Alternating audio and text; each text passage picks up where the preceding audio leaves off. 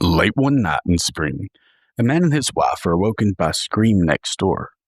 They leap up to see what's happening, and when they get outside, several other neighbors are already headed toward the sound. It's coming from inside one of the houses. They push their way inside, but what they would find would uproot the lives of everyone on that island. Within 24 hours, thousands of people across the island dragged their mattresses into the streets, too afraid to close their eyes indoors. And before the week was over, the entire island stopped sleeping. What happened next would blur the line between panic and something far older. Welcome back to Legends May Live, where we explore the strange, the mysterious, and the downright eerie. A quick note before we hop into today's episode. While it's based on a true story, some sources may conflict as history has a way of blurring facts, and names will almost certainly be mispronounced, so just take it as entertainment.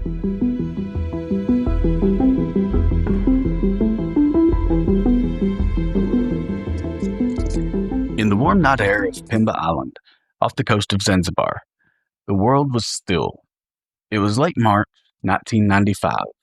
The moon hung low over the Indian Ocean like a pale coin, and for once, even the dogs weren't barking.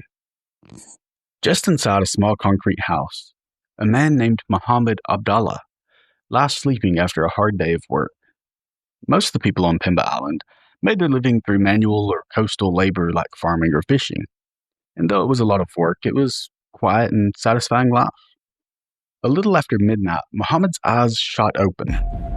He was jolted awake, but he didn't know why. So he's looking around from his bed in the dark room and he's listening, but he doesn't see anything, and he thinks to himself it must have just been the wind making the shutters move and make a noise that woke him up. But as he starts to roll over, he realizes he can't move. It's like something heavy was pinning his chest to the bed. He struggles for a minute and then tries to call out for his wife, but nothing is coming out. He's not making a sound, and he's really starting to panic at this point when all of a sudden he hears something. It's like a slow, deliberate sound of something flapping, like canvas or leather, something being waved and dragged through the air. He's trying to look around and see what it is, but before he can see it, he gets hit with this rank, sulfuric stench that almost made him retch, and it was so strong that it burned his eyes. Then hot breath brushed his ear, and for a moment, he swore something laughed. Not in mockery, but in recognition. Muhammad's heart raced. He's trying as hard as he can to move, to get away from whatever's happening. Then he hears something speaking. It sounds like three voices all at once, and it says, "You will tell them. You will make them believe." And just as it finished speaking, Muhammad feels a stinging blow to his ribs, and the frame of the bed starts shaking violently. The shutters slammed open, even though the air outside was still, and he heard the tearing sound above him. It was claws on wood, and then a rush of air just rattled the lamp next to him and sent it crashing to the floor. The neighbors start hearing the screams of just absolute terror, and immediately they know something's not right. So they rush over to his house, and when they got there, it was quiet. They try opening the door, but it's locked, and they banged on it and called out his name, but when he doesn't answer, they collectively decide to break down the door, and they rush inside, and right away that they can see his bed is thrown off the frame, the window screen is shredded, there are deep scratches along the ceiling beam, and Muhammad was leaned up against the wall, just trembling, drenched in sweat, and barely able to speak from shock and fear. By sunrise, he had packed his things and moved out of the house. But the story spread fast. First across the island, then across the sea to Zanzibar. The word was Popobawa. In Swahili, it means bat wing. But to the people, it wasn't just a creature. It was a curse. People said the Popobawa came at night, slipping into homes, attacking those who doubted its existence, punishing the skeptics first. And that rumor alone was enough to turn a peaceful island into a sleepless one. In the coastal village of Chake Chake, Families dragged mattresses into the streets, and entire neighborhoods slept outside, shoulder to shoulder under the stars, too afraid to close their eyes indoors. They thought their best chance at safety was in numbers. But this had its downside too. When one person screamed, others followed. Local police sergeant Abdul Rahman said, "It was chaos. When one screamed, everybody screamed. We fired shots in the air. At what? I don't know." Children cried, elders prayed, the entire town echoed with the same word whispered in fear: Popobawa. But there was one man who refused to participate in what he thought was utter nonsense. His friends worried about him.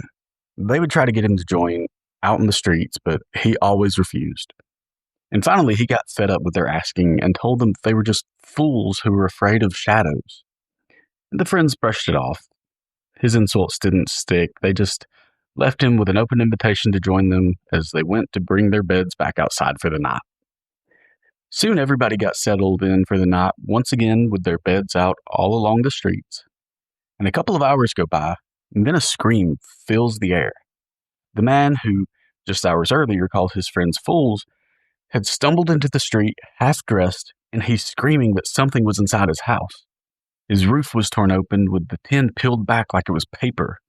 And from then on, he refused to sleep indoors again. The next night, the island didn't sleep at all. What began as one man's terror had become a contagion that spread faster than any disease.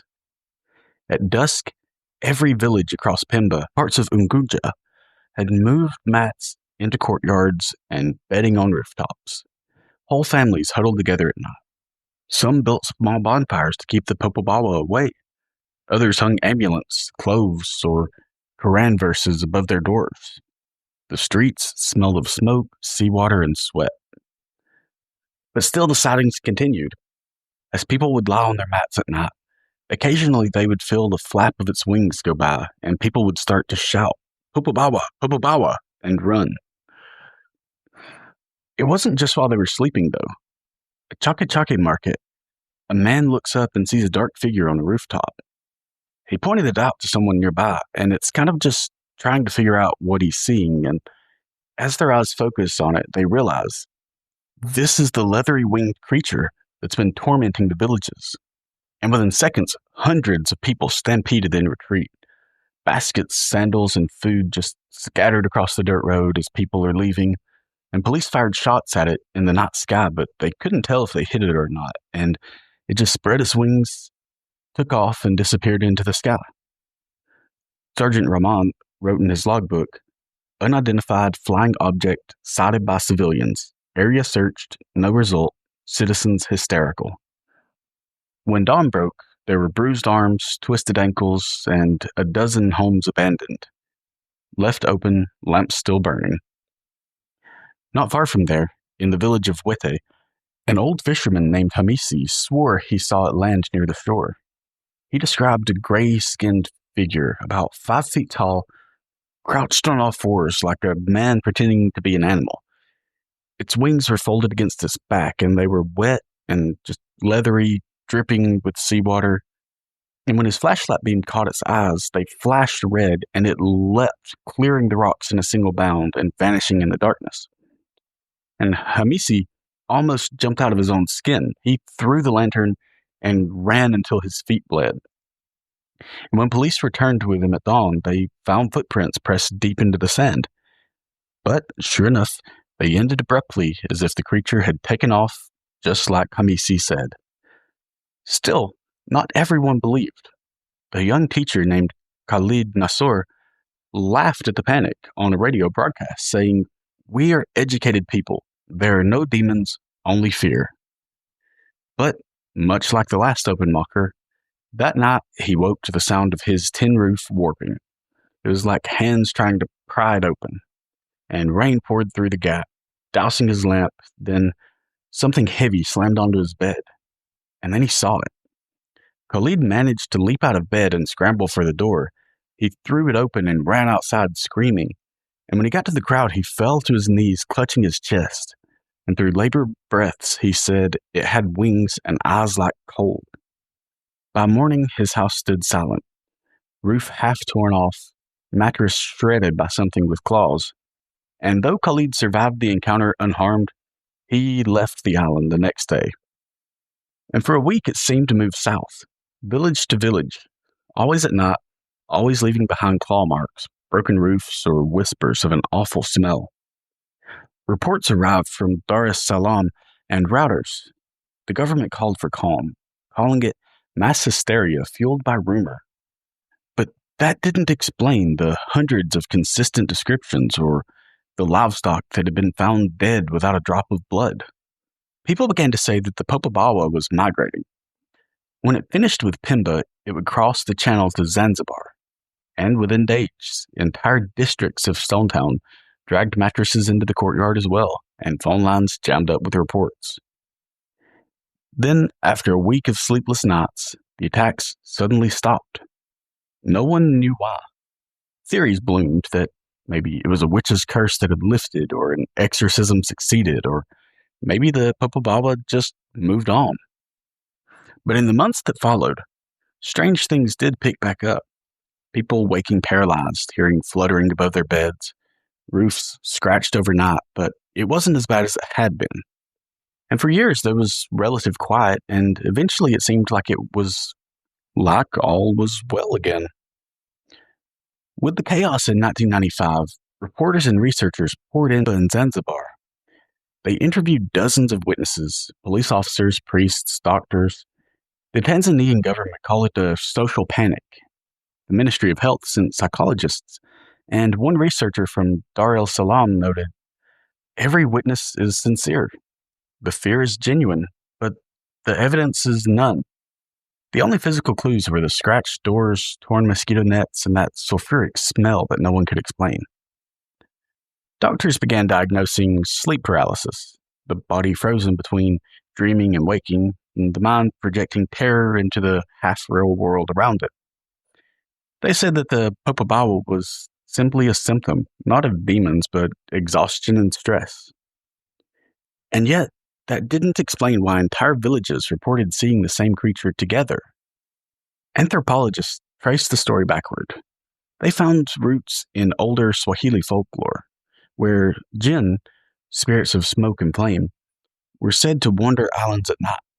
But the name Popobawa only appeared after 1964's Zanzibar Revolution, when political upheaval and violence tore through the island. Some scholars believe that the Popobawa was born from trauma, just a supernatural mask for real human fear, oppression, instability, and collective guilt. But over time, a pattern emerged. The Popobawa didn't attack randomly. It migrated. Every few years, reports would flare up like brush fires, first in Pemba, then in Unguja, then fade into silence until the next wave. In 2007, it resurfaced. People described the same sulfuric smell, the same paralysis, and same voice whispering through open windows. A teacher named Asha Suleiman told reporters, "It came through the window. I couldn't move. It was heavy, breathing fast. When I shouted, 'Popobawa,' it hissed, and the air turned cold." Her neighbors found her front door splintered from the inside. The lamp overturned, glass everywhere. And that night, hundreds more fled their homes. Some went to mosques, others went to open fields. Even in the city, with power lines humming and radios playing, they said that they could just feel it watching from the rooftops. But now there were cell phones, and for the first time, recordings. In one clip that circulated online, a shaky camera shows the night sky over Zanzibar town. A dark shape crosses in front of the moon briefly and then vanishes. Seconds later, you hear a man scream and the phone drops. Police investigated, but they didn't really find anything, and skeptics called it a hoax, but the timing and the sheer panic that followed mirrored the 1995 outbreak exactly. A journalist named Abdul Karim claimed to capture the creature on tape as well. The recording was never officially verified, but it begins with silence, then footsteps, and the sound like canvas flapping in the wind, and a low growl that doesn't sound human. The journalist gasps, the recorder drops, and the tape ends with a single word whispered in Swahili, that translated to yes. He disappeared a week later, returning to Dar es Salaam, and police found his motorcycle by the roadside with the engine cold, but keys still in the ignition. Years later, one police officer who had dismissed the 1995 panic gave an interview, and he admitted that he had seen something that night, something that he couldn't explain. He said, I saw it above the trees, a shape, gliding. It wasn't a bird, and when my flashlight hit it, I swear I saw eyes looking back at me. He paused and then added quietly that he had never filed that report. He died in 2013, heart failure in his sleep. Locals said it was a coincidence, and others said that it was the work of the Popobawa. Today, stories still surface. A tourist uploads a video of something crossing the moon above Pemba Channel, a dark silhouette with outstretched wings. Another traveler posts a photo of claw marks carved into the wood, a door in Mishawane, taken a morning after a local wedding party fled their house. And the government doesn't comment anymore. They don't really need to. The island already has its mind made up. When the wind shifts from the sea and the air tastes faintly of sulfur, people still leave their doors open and light fires, they still whisper the name. Psychologists point to mass hysteria, a phenomenon where fear spreads like infection and it's amplified by rumor and expectation. And they compare it to medieval dancing plagues, witch hunts, or the mad gasser of Matun, just shared delusions born from tension and suggestion. But that too leaves one final question unanswered. If it's all imagination, then why does the Popobawa seem to know when to return? Why does it arrive precisely when unrest, fear, or political tension rises, as though it senses chaos and feeds on it? Now, decades later, the fear still lingers, not always in reports or newspapers, but in small moments. Someone hears wings on a still night. They smell something like sulfur passing through an open window. Dogs whine and go silent. And suddenly, the people remember the old stories. They whisper its name again, Popobawa. The island thought it had survived the nightmare. Years passed. Children who once slept outside grew up, moved into the mainland, told their own kids that the Popobawa was just a story, just a superstition for sleepless nights. But legends don't always die. Sometimes they just wait. And when fear takes shape, it rarely disappears. It just finds a new place to hide. For the people of Zanzibar, the Popobawa was more than a monster. It was a plague that became part of history. So if you ever find yourself on the coast of East Africa and the air turns heavy, thick with smoke and salt, listen closely. The Popobawa doesn't always attack. Sometimes it just watches. And when the night wind whispers through the palms, you'll understand why the island still leaves its doors open. Thanks for listening to Legends May Live. If you enjoyed today's story, please make sure to follow the show wherever you get your podcasts and share it with someone who loves the strange, the haunted, and the unexplained. Because here we know that legends may live.